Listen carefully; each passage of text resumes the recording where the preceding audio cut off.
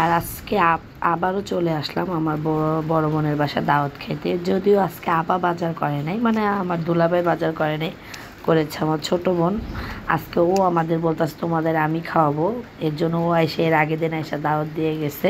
আবার সকালে আইসা বইলা গেছে যে ভাই রনিরে পায় নাই, রাত্রে যখন আসছিল তারপরে সকালে আইসা আবার বইলা গেছে। আর এখানে তাপা কত কিছু রান্না করছে দেখতেই পাচ্ছেন। আসসালামু আলাইকুম, কেমন আছেন সব? আশা করি সবাই ভালো আছেন। আমিও আপনাদের দোয়া আল্লাহর অশেষ রহমতে ভালো আছি। গলাটা বেশি ভালো না, কেমন যেন গলাটা ভাঙা ভাঙা অবস্থা। আর আমি যখন ভয়েস দিতেছি বৃষ্টি হচ্ছে, মেঘের ডাক শোনা যেতেছে। আর যেহেতু আমার ঘরে অর্ধেক চাল অর্ধেক টিন, আমি টিনের সাইডে দাঁড়ানো, ওইখানে টিনের বৃষ্টির যে মানে টুপটুপ আওয়াজও হইতেছিল। যাই হোক, এখানে আপা রান্না করছে, সেগুলো কিন্তু শেয়ার করলাম আপনাদের সাথে, একটু দেখাচ্ছিলাম। পোলাও রান্না করেছে, সাদা ভাত রান্না করেছে, ডিম বোনা, তারপর মাছ ভাজা, গরুর মাংস সাদা রান্না করছে। আজকে লাল লাল করে গরুর মাংস ভুনা করে নাই, মানে ঝাল ঝাল করে নাই, মিষ্টি মিষ্টি সাদা মাংস রান্না করেছে। আর হলো আমার বোন মানে 6 কেজির একটা মুরগি আনছিল, বড় মুরগি, সেই মুরগিটা ঝাল ঝাল করে ভুনা করছে। মুরগির মাংসটা আজকে ঝাল ঝাল করে ভুনা করা হয়েছে। আর এখানে তো আমার হাজব্যান্ড মানে সাফার বাবা, সাফা, আমার ছোট বোন ভাগ্নি, আর আমার মামাতো বোন যে সাফামণির ম্যাডাম, মিমেরও ম্যাডাম, মানে আমার বোনের বড় মেয়ে, মানে মেয়ের ম্যাডাম, মানে ওদের 2 বোনের ম্যাডাম, মামতো বোন। ও আবার মানে পড়ায় চলে যেতেছিল, ওরা যাইতে দিনে বলছি না আমাদের সাথে খাওয়া দাওয়া করে একসাথে যাবা। আর যদিও শালি লাগে আমার জামাই, মনে করেন শালিরে তো তুইলা খাওয়াচ্ছিল। আমরা এটা বলতেছি যে আমার তো কোনোদিন তুইলা খাওয়া না, শালিরে খাওয়াইতেছে, বলতেছে শালি লাগে তো আমার সাথে বসে বেশি বেশি খাও, সেটা নিয়ে শয়তানি করতেছিল।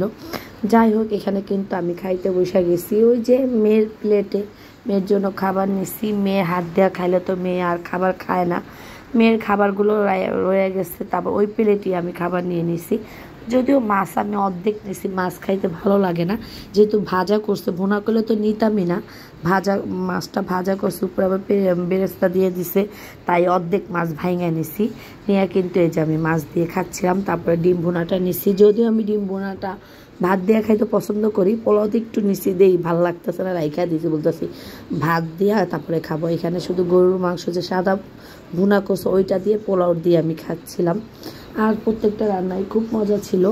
আমার ছোটো বোন বলতেছে না আজকে গরুর মাংস সাদা রান্না করবা, সব সময় তো ঝাল ঝাল খাই, আজকে সাদা মাংস খাবো আর মুরগিটা ঝাল খাবো, ঝাল ঝাল করে। বলতেছে আচ্ছা তাহলে ঠিক আছে, গরুর মাংসটা সাদা খাবো আর হলো মুরগিটা ঝাল ঝাল করে খাবো। ঝাল করে, বড় মুরগি তো অনেক তেল ওঠে মনে করেন, আর বড় মুরগি রান্না করতেও অনেক সময় লাগে। আর গরুর মাংসটা ভাই সাদা মাংসটা রান্না করছে, খুব মজা হয়েছে, অনেক ভালো লাগছে।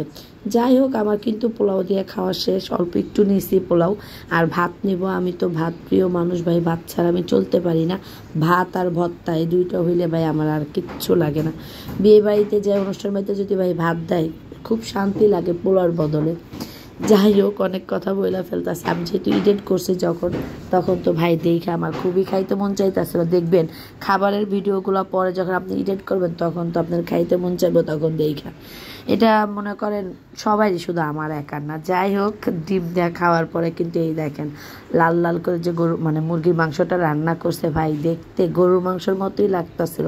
যেহেতু বড় মুরগি খাইতেও মজা লাগে, শক্ত শক্ত, আর এগুলো হাড়গুলো তো ভাই খাওয়াই যায় না, এত শক্ত, মানে অনেক শক্ত থাকে।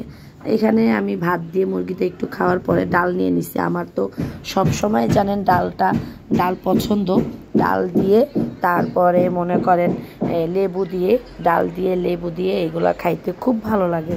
তাই ডাল আর মনে করেন মানে গরু মাংস সাদা মাংসটা নিয়ে নিছি, সাথে আবার মনে করেন ওই যে মুরগির মাংস, লেবু, আর লেবুটা আমার মা যশোর থেকে নিয়ে এসে, যশোরের থেকে লেবু আনছে, খাইতে ভাই এত ঘ্রাণ, আমার মামার কাছে লেবু হয়তো। যাই হোক, এই যে খাওয়া দাওয়া তো মনে করেন বললাম, আমি তো ডাল দিয়ে 2 রকম মাংস আর লেবু দিয়ে খাচ্ছি। খাওয়া দাওয়া শেষ করি, খাওয়া দাওয়া শেষ করার পরে এই যে দেখেন মানে খাবার এক পাতিলা খাবার রান্না করছিল, পাতিল ভৈরা ভৈরা আপা রান্না করছিল। আমরা সবাই মিলে খাইয়ে কিন্তু শেষ করে ফেলছি, মানে অর্ধেক ছিল। আর রাত্রে খাওয়া দাওয়া করে একেবারে যাব, কারণ আমার বোনের বাসায় আমরা খাইলে আমার বোন শুধু দুপুরে খাওয়ায় না, দুপুরে খাওয়া দাওয়া শেষ করে রাত্রে খাওয়া দাওয়া করে তারপর বের হই। রাত্রেটা আর শেয়ার করি না, দুপুর পর্যন্তই আপনাদের সাথে একটু শেয়ার করি। আর পোলাও খাইছি, কেমন জানি লাগতাছিল, তাই বলতাছি। পোলাও খাওয়ার পর আর মার পানের বাটা থেকে পান নিলাম, পান নিয়ে কিন্তু পান খাচ্ছিলাম। আমি পান খাই, কাঁচা সুপারি থাকলে পানটা খাই, খুব খাইতে ভালো লাগে আমার। যদিও সব সময় খাই না এটা, আমি পোলাও মোলাও খাইলে কিন্তু পানটা খাই। আর আজকে এই দেখেন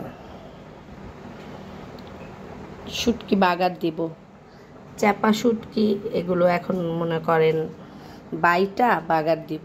কে কে এভাবে খান, তার সাথে আবার 2টা লেবু পাতা দিব। লেবু পাতাটা যখন বাগার দিব তখন দিব, খাইতে খুব সুন্দর একটা ঘ্রাণ আসবে লেবু পাতার, এর জন্য।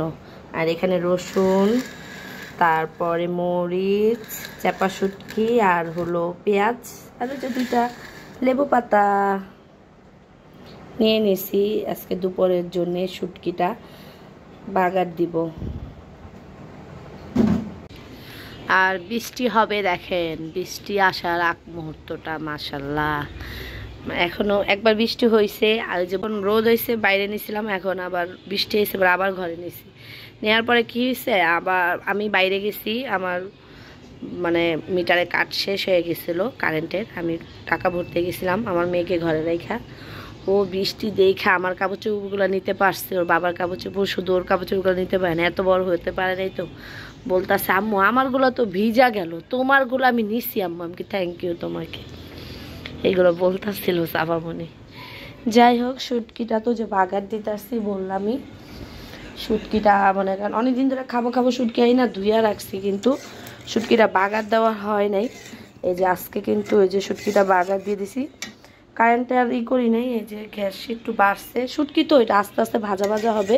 আর কারেন্টে দিছিলাম, কমায় দিল, পুরা ছিটা আমার রান্নাঘর ভরা যাইতেছে, এই জন্য কম গ্যাসে দিয়ে দিছি, আস্তে আস্তে হোক। অনেক পানি ছিল, শুকাইতে এতটুকু হয়েছে। মানে যেহেতু ব্যালেন্ডারে করছে, তো একটু মানে পাতলা না হলে ব্যালেন্ডারটা ভালো হয় না। যেহেতু আমার ওই ব্যালেন্ডার না যে এই মানে শুকনাটাও তাড়াতাড়ি গুঁড়া হয়ে যায়, ওরকম না, একটু পানি মানে একটু পাতলা হইলে আমার ব্যালেন্ডারটা সুন্দর হয়, এই জন্য পাতলাই হয়েছে। আর এখানে তো এটা লাড়ার উপরেই থাকতে হবে, আর কিছুক্ষণ পর তো শুধু নাড়তেই হবে, নাড়তে নাড়তে তেল বের হবে। এই যে হালকা তেল একটু বের হয়েছে, পুরোপুরি বের হয় নাই, তেলটা একেবারে বের হয়ে শুটকিটা ভাজা হবে, তখন নামায় নিব। আর রান্নাবান্না এমনি হয়ে গেছে, ভাত সেঁকে দিয়ে দিছি, ডাল হয়ে গেছে, মুরগির মাংস তো মানে ঘরেই। তারপরে শুটকি কিছু না, কালকে আপার বাসায় আবার মনে করেন দাওয়াত খাইছি না, আজকে হালকা পাতলা মনে করেন রান্নাবান্না। যাই হোক, মনে করেন মেঘ ডাকতেছে, কিন্তু সাফা মানে গোসল মোসল করে রেডি করছি, করার পরে সে বৈশা রয়েছে। আর আমি জামা কাপড়গুলো আমার ড্রয়ার থেকে বের করছি, মানে পয়রা দেখবো যে জামা কাপড়গুলো কি আমার টাইট হয় না একটু ঢিলা হয়। কেননা আয়াতালির বললাম না, বোনের এই যে দাওয়াত দিতে গেছিলাম বোনের মামতো বোনের বাসায়, আর এখন জামা কাপড়গুলা মানে যদি একটু টাইট হয় একটু ছাড়াই নিব।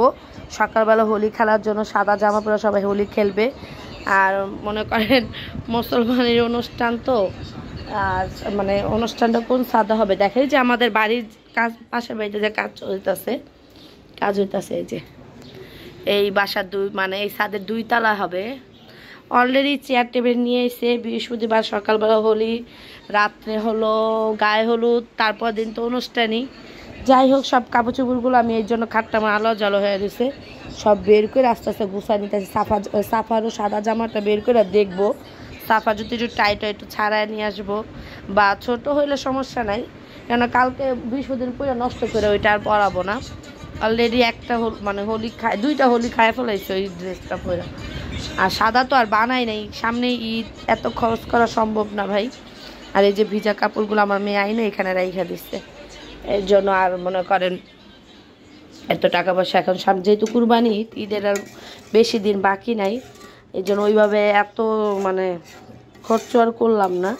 নাইলে ঈদ না থাকলে নতুন একটা জামা সাদা বানাইতাম, মানে সবাই মিলা শাড়ি পরবো, মানে এর জন্য মানে আছে ওইভাবে খরচ করি নাই। এবার খরচটা করি নাই, কেননা টাকা পয়সারও ব্যাপার আছে। মনে করেন শুধু খরচ করলে তো এবার টাকা পয়সা লাগবো না। কয়দিন আগে গেছে রোজার ঈদ, এখন কোরবানি ঈদ, সব মিলাইয়াই মনে করেন। যেহেতু আমরা মধ্যবিত্ত মানুষ, আমাদের এত বিলাসিতা সবসময় একেবারে ভরপুর বিলাসিতা করতে পারি না। বিলাসিতা মনে করেন থাইমা থাইমা করতে হয়।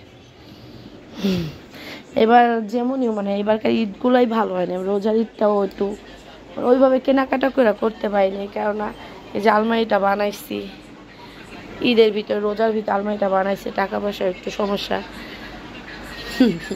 ঈদ গেছে, তারপরে এখন আবার কুরবানি ঈদ, যাই দেই শ্বশুরবাড়িতে কিছু টাকা তো দিতে হবে কোরবানির জন্য, এই কারণে আর ওইভাবে খরচ করবো না।